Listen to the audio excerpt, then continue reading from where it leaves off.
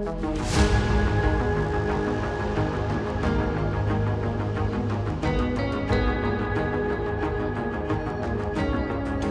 to this week's episode of the Full Scope Cybercast, Safeguarding the Digital Frontier. I'm your host, Matt Van Pelt, and with me today is Full Scope IT CTO Dan Welk. How are you today, Dan? Doing great, Matt. How are you? I'm doing wonderful. Also here today, Brian Amadeo from Business Development. How's it going, Brian? Hey, Matt. How you doing? Terrific. And also with us today is Matthew Kelly, a member of the Full Scope IT technical team. How are you, Matthew? It's Tuesday and I'm at work, so I'm doing great. At least it's not Monday, so progress, better. Right? All right. So we'll start out with our breaking down the buzzword. This week's buzzword is malware. Breaking down the buzzword. Think of malware as that uninvited guest who crashes your computer systems, causing trouble. It's a broad term for software that's up to no good, from exploiting vulnerabilities that can damage your system to sneaking in and stealing information. Malware comes in all shapes and sizes and can hit anything from your laptop to your entire business network. When we talk about malware, it's more than just the common computer virus. It's a whole bunch of harmful software types that are always getting sneakier as technology evolves. For businesses, keeping up with the different forms of malware is key to protecting your digital world. Some of these might include Trojans, viruses, ransomware, spyware, adware, rootkits, fileless malware, and cryptojacking. Out of all of these, what do you guys see as the biggest problem these days?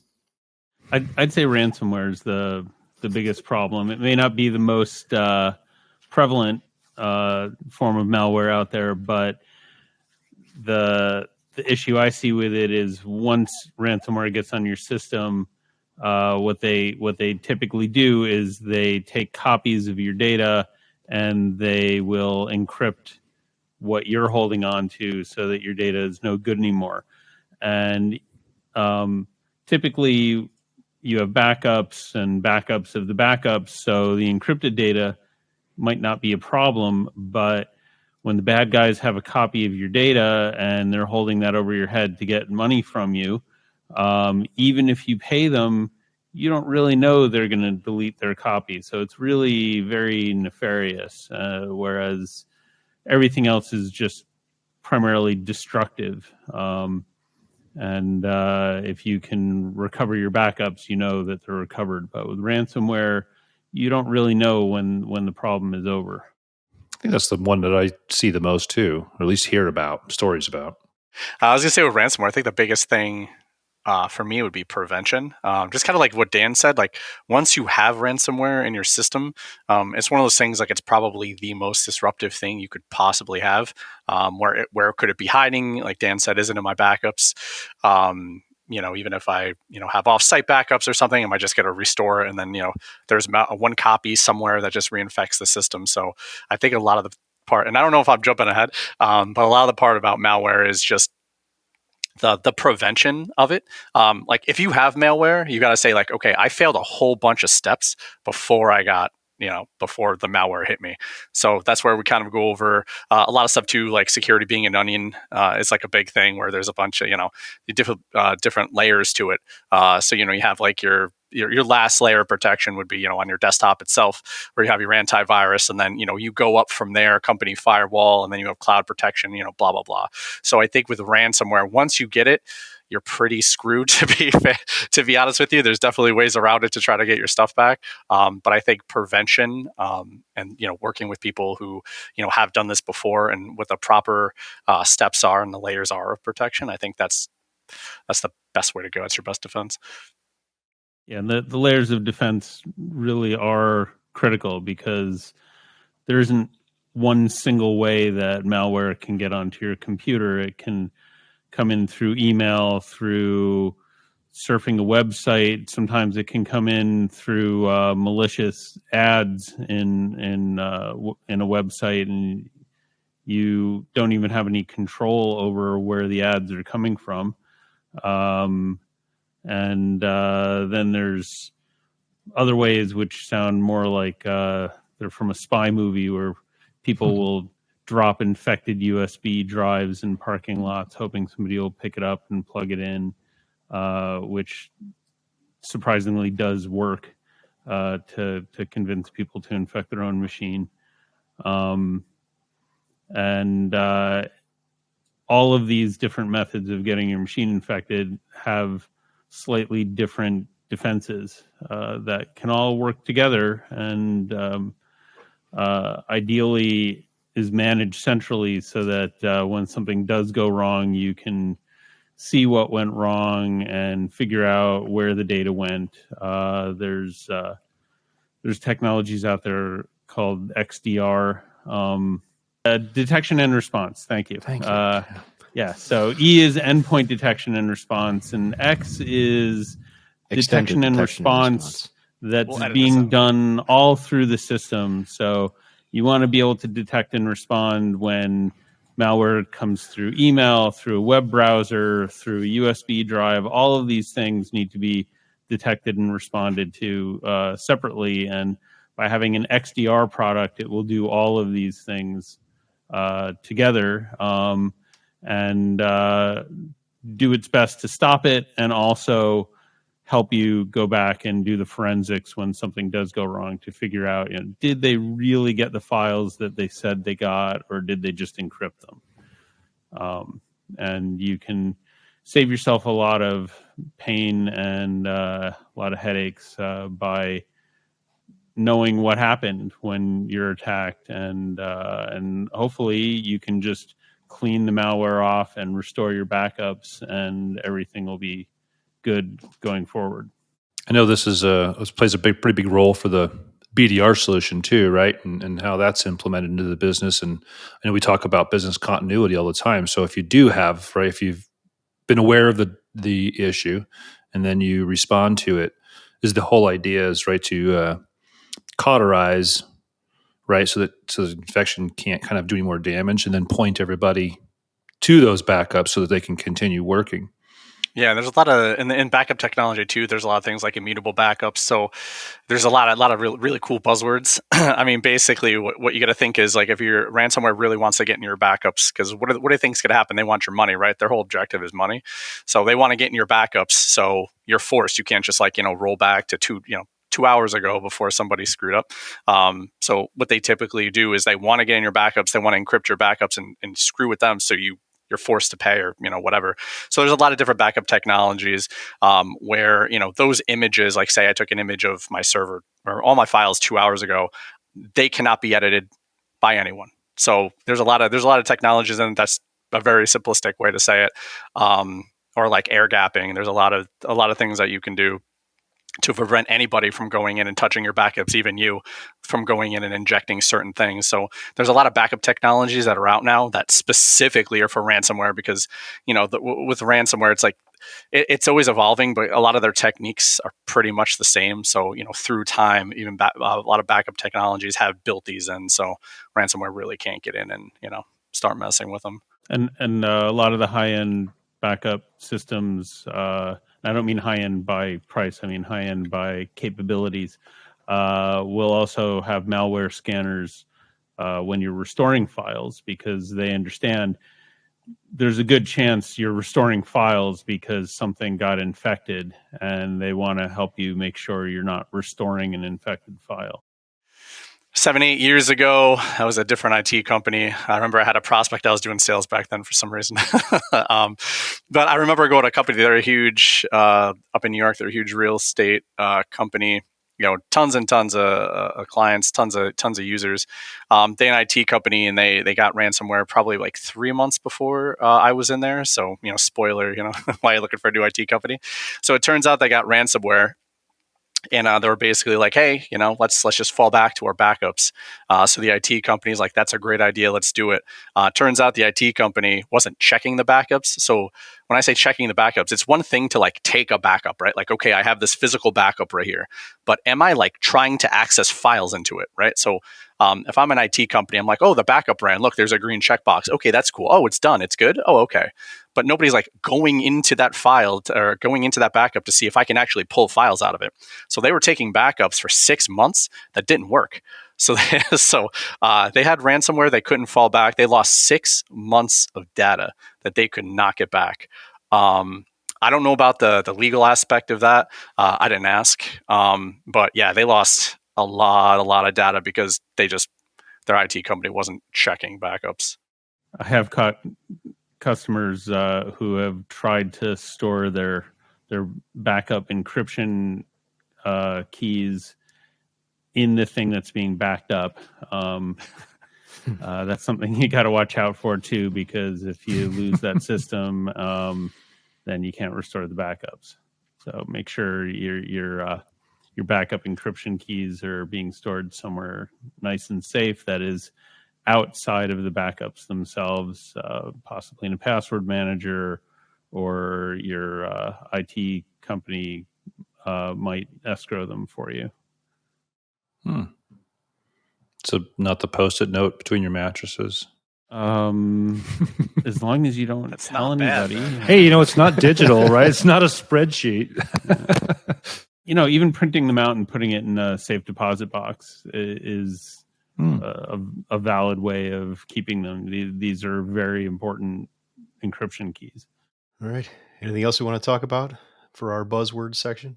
So we'll go back to the good old-fashioned Trojan. I think that was the first one I had ever heard about. Like something that came up. It probably was an email thing, but I don't really know where it started. What's considered the first or original?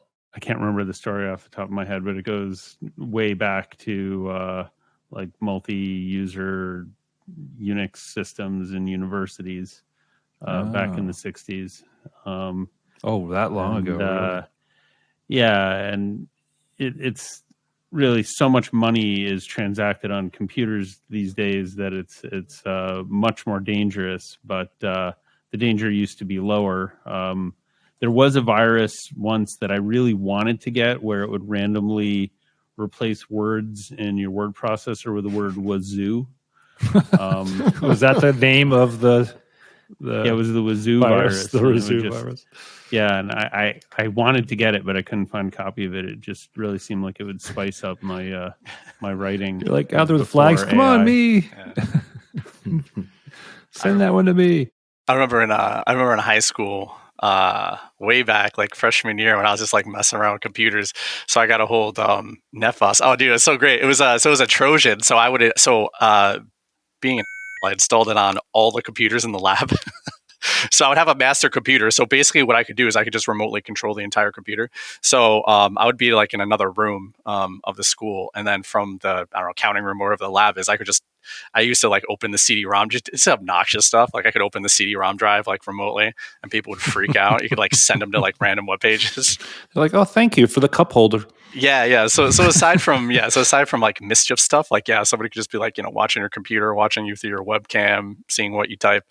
So yeah, Trojans are, maybe fun way back then, but I guess not anymore in a business sense. I've been trying to come up with a good name for an attack where you send somebody a link to an Amazon product that they absolutely would never want, and then it goes into their cookies, and then they see ads for that all the time. I mean, a little bit of trolling. Yeah, I think that exists for actual targeted marketing, right? So why not just be untargeted? Right. All right. Anything else off the list we want to talk about? This goes with the blog post, and so you can read a lot of these things in the blog post. It does get kind of dry and technical with some of these different types of malware. But Dan, we're supposed to be driving traffic to the blog, not telling people it's boring. Well, I was going on to the next part where it's not that it's boring. It's that it's important. It's just hard to understand some of these things, and why they're all different and why you need to think about them. Because like we were saying before, you need to protect yourself from all these things in different ways. And one of the things that stands out to me on the list is fileless malware, which sounds really weird. How can you have a program running on your computer if there's no program there, no file there to run that program? But it just goes to show how much effort goes into creating these malware programs that will infect your computer in different ways. They will find all sorts of tricks. I thought that was brilliant. The first time I learned about that type, I was like, oh my gosh, that's brilliant, really, because it doesn't rely on the file, right? Yeah, I'm not sure. That's one actually. Can you explain how that's quarantined, so to speak, or removed if it's in this no man's land? Typically, what they'll do is they'll have a script that re-downloads it into memory and then runs it every time your computer restarts. And this script is so innocuous looking that a lot of the scanners might just miss it. Most modern scanners that get into XDR technology are a lot better at this, and they know where to look for these things that'll trigger fileless malware. But it is persistent even though there's no file. And it's not that like a script makes it sound like that there's a file, but the script can just be a command in the registry, and the registry has all the settings for the computer. You can't say that the registry is malware itself. It's just an entry in the registry. And something that you need on the computer, like the thing that may start up your printer applications or Slack or Teams or whatever you're using, the mechanisms that start those programs can be abused to persistently start fileless malware. It's an interesting one. We have an example of a client after we had started working with them for the crypto jacking.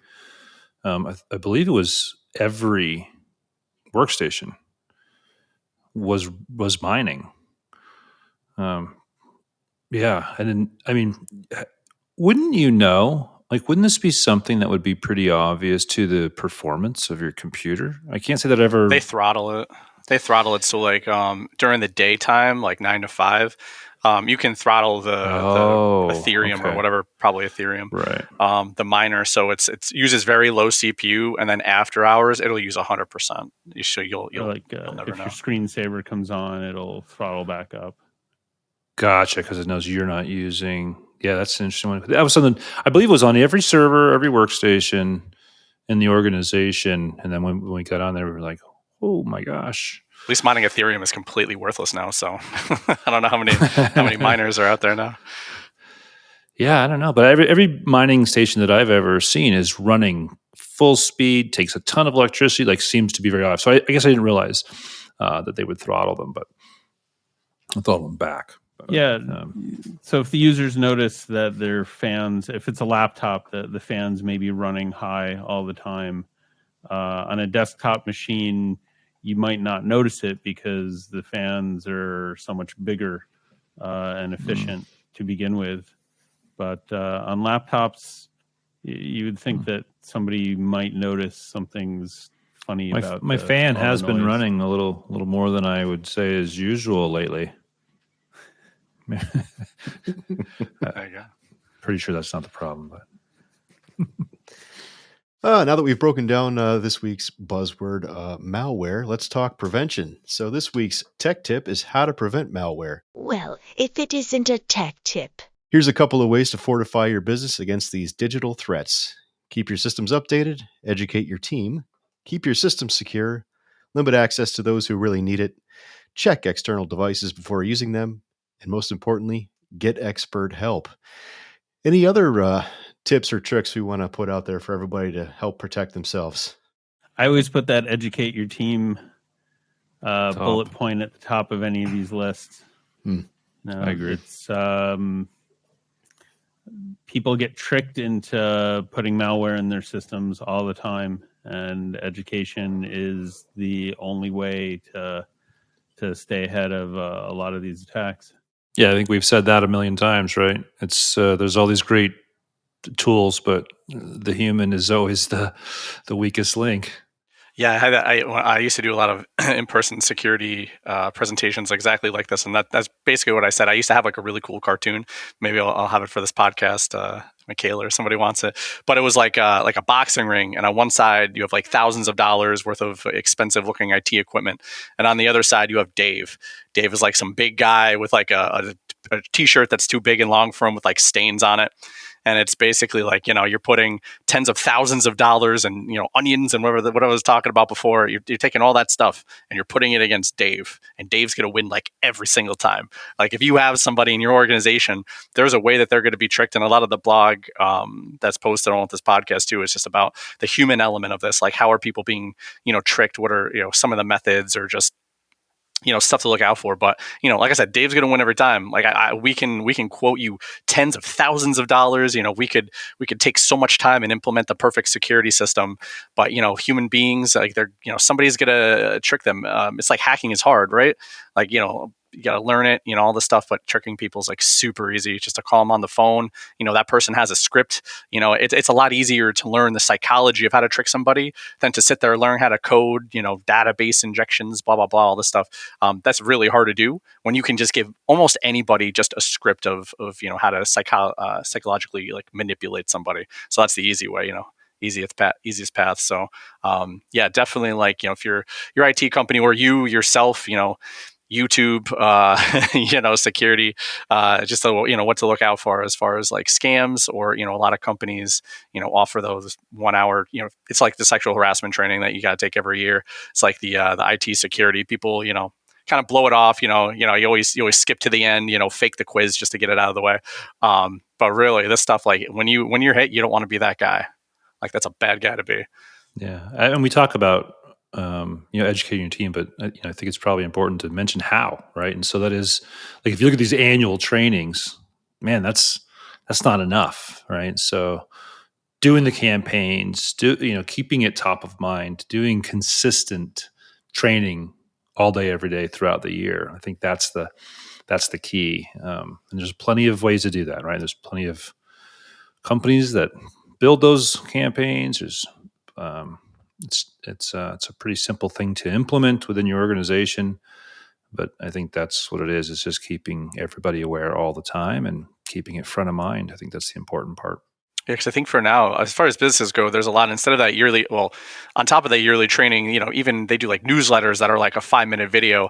For example, like when COVID happened, a lot of people took that training in the beginning of the year, and by the time like really decent scams were out for COVID, being like, hey, sign up for PPP or sign up for whatever relief, that were all scams.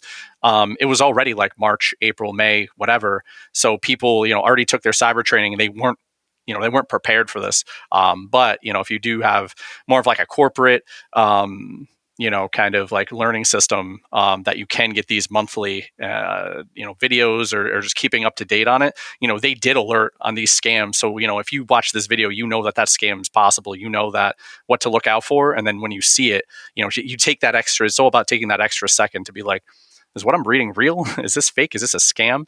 And just, getting that into your head and into your employees' heads, like that's worth its weight in gold, I get constant scams through our own webpage, right, to contact us and to try to buy hardware. It's the most common one that we end up getting. And I got one recently that, matter of fact, this was in this, or it was, anyway, last couple of days.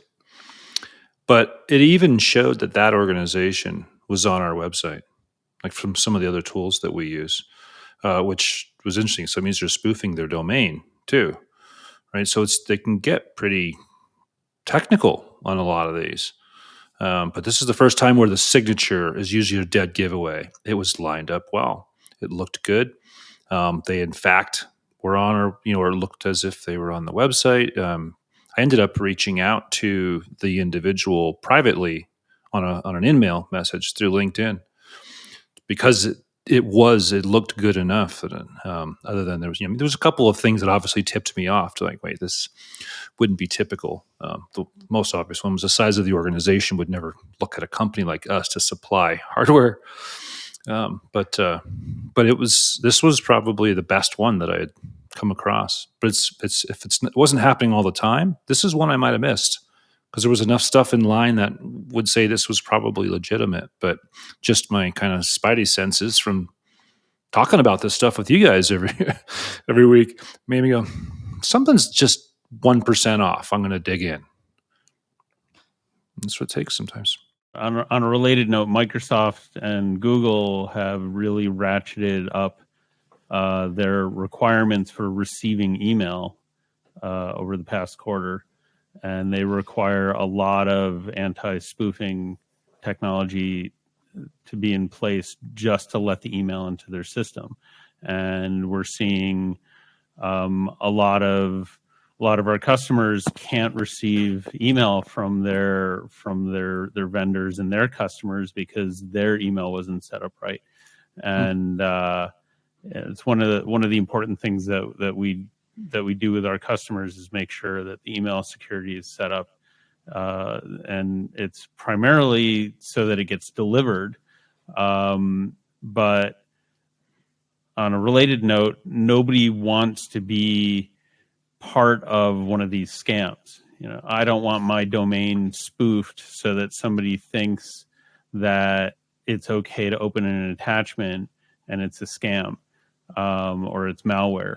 So this is another part of that onion, for protecting the email. But not everybody uses Microsoft or Google, and a lot of email systems don't have that level of security enforced on them. So it's very important that you protect your email from being spoofed, even with the lower level anti-spoofing systems that are out there. If you're interested in learning more about this topic, check out our blog post called What is Malware and How Can Businesses Protect Themselves Against It? There'll be a link in this week's episode description, and you can also find it on our website, fullscopeit.com/resources. This is the story of the week. Listen up!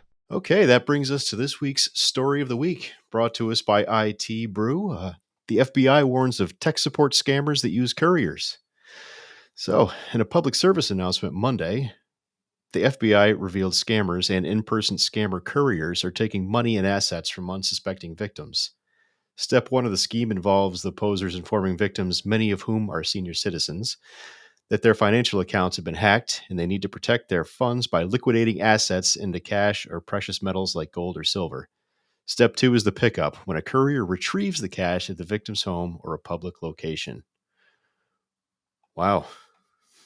Anybody have any thoughts on that? How do you protect against the real life person coming after you? I'm assuming, even though I didn't specifically see it in the article, that these couriers are just like gig workers who have no idea that they're part of a scam. They're just, Uber delivery drivers who are just picking something up and bringing it somewhere else. And that can be tough. Previously, I'd heard of attacks where they were requesting things be sent through FedEx or UPS to a house where it seemed safe because it was a house and you knew the address. But it turns out that the houses were just Airbnb, and there was a money mule that just picked up the packages once during the rental, and then they just disappeared. So, that there's a lot of these really inexpensive tools out there that scammers can use to funnel the money in and hide where it's actually going in the end.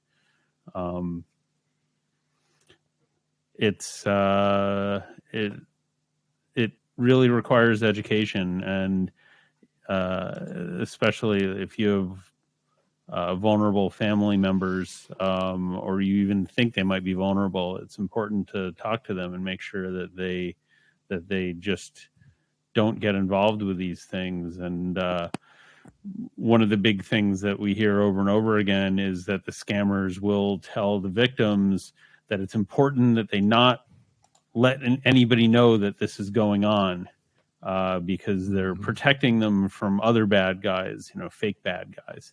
And you really just need to find these vulnerable people and make sure that they know that they can trust you or their own family members better than anybody who's calling them over the phone or knocking on their door. Yeah, how do you do that? That's it's tough. right. You and a lot of vulnerable people don't have anybody in their life that will do that for them. So I know that banks are on the lookout for this kind of activity, but a lot of the gift card scams that are out there, the retailers might not have the same level of security because they're just there to push product through, and they may not see it as part of their job to protect people.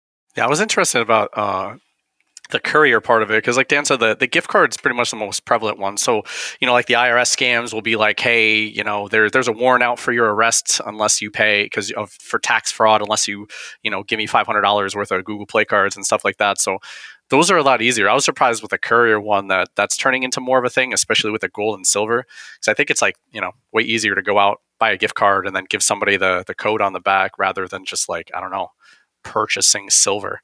You're not just throwing a brick of gold in your back pocket and like like you have a courier come over. The courier is like, you got to write what's in it, and you're like, yeah, it's silver, a bar. So I was surprised on that because I thought the gift cards. I don't know how mainstream it is yet. That like let's say mainstream normal people. Every time you hear somebody say, "Hey, get me a gift card," in my mind, I'm like, scam. Every time I hear a gift card, I'm like, scam, scam, scam. So I'm just wondering like how prevalent that is throughout society. Like, has it caught on that a lot of people think, gift cards, scam, that they have to, now move to couriers to get, other valuable objects to get, shipped over. I thought that was pretty interesting to see where it's kind of possibly evolving. It is also scary because you think that if somebody's going to come and knock on your door and you see them face to face, there's some level of trust just because they're actually there in the same place as you. And somebody over the phone, it's easier to imagine, they're in another country or I don't know who they are. They could be anybody and all you hear is the sound of their voice. But having somebody right there at your door, that goes a long way to convince people that they're legitimate. Or it's intimidating. Yeah, and one thing I thought of with the whole gold thing is that I know not many people watch, like just broadcast TV these days, but who does? My parents, and they're very old, and there's so many commercials, cash for gold. Yeah. And all that kind of stuff. So it's like, what kind of scam? Well, how does that? I heard that's kind of a scam too. That whole cash for gold thing. It's like coming from all areas. I think basically everything's a scam. Unless you do your research and really research everything in your entire life. Basically everything's a scam. Just to certainly can be. Yeah. Wow, maybe a minor scam. No, we got to have something positive to end this podcast on, everybody. I used to check Snopes.com at least 3 times a week because people were sending scams. Yeah, it's still a thing. There are some places on the internet where you can still look and check on some things, and Snopes is pretty good. And generally, the bigger legitimate news sites that have been around for a long time have articles that are trustworthy about technology. If you just Google something and click on one of the links that comes up, and you don't know that website, I don't know that you can trust that as much. All right. Well, there you go, listeners. Snopes.com. When in doubt, check it out. I just checked it out. All right. Yeah, there's probably a lot of Taylor Swift stuff on there. You got to mention Taylor Swift. 2 podcasts in a row where Dan brings up Taylor Swift. Yeah. Nobody talked about ChatGPT. Oh man, we're slacking. No AI today. Ugh. Thank you for joining us for this week's edition of the Full Scope Cybercast, Safeguarding the Digital Frontier. We'll be back in 2 weeks with another episode, so until then, stay behind your firewall.